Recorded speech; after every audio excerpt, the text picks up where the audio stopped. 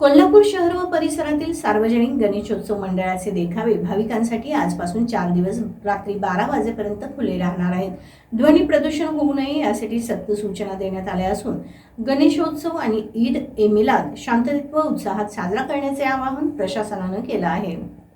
कोल्हापूरमध्ये घरगुती गणरायांचं आज मंगळवारी विसर्जन होत असताना सार्वजनिक गणेशोत्सव मंडळांचे देखावे देखील आता पाहण्यासाठी भाविकांसाठी खुले झाले आहेत.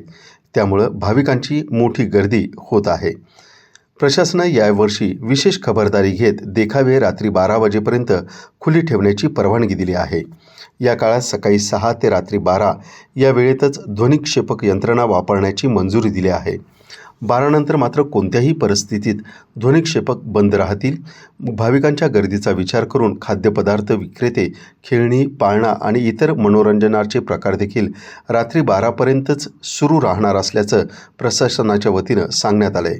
जिल्हाधिकारी अमोल येडगे आणि पोलीस अधीक्षक योगेश कुमार गुप्ता यांनी गणेश उत्सव व ईद ए मिलाद शांततेत आणि उत्साहात साजरा करण्याचं आवाहन केलेलं आहे.